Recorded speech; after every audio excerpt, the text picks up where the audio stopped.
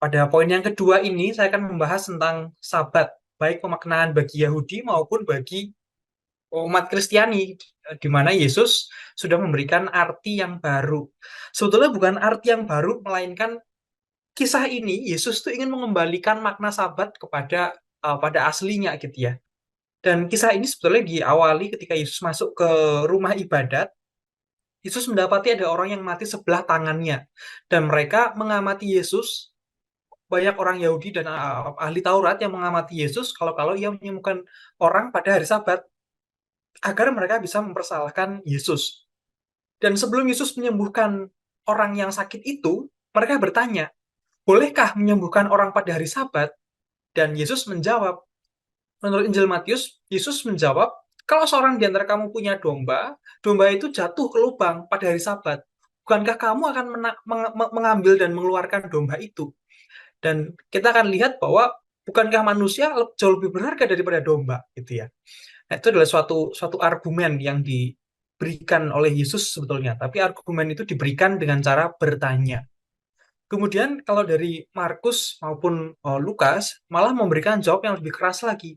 Yesus bertanya, manakah yang diperbolehkan pada hari Sabat? Kamu berbuat baik atau berbuat jahat? Menyelamatkan nyawa orang atau membunuh seseorang?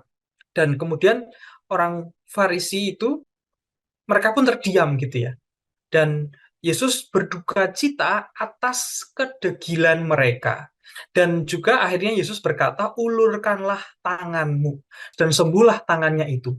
Tetapi setelah orang Farisi dan ahli Taurat melihat Yesus berkata-kata dan juga menyembuhkan, melakukan mukjizat di hadapan mereka, justru mereka ingin membatalkan mukjizat Yesus ini dengan nama hukum atau tradisi Yahudi gitu ya.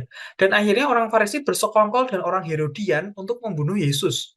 Bayangkan betapa menyedihkannya pada saat itu, orang Farisi itu seharusnya bermusuhan atau saling bersaing dengan orang Herodian.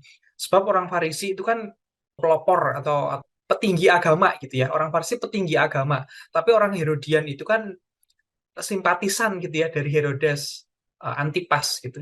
Jadi yang satu pegang politiknya, yang satu pegang agamanya. Jadi mestinya mereka tuh bersaing. Tapi dalam hal kasus ini, ketika mereka menghadapi Yesus, mereka akhirnya bersekongkol gitu ya untuk membunuh Yesus.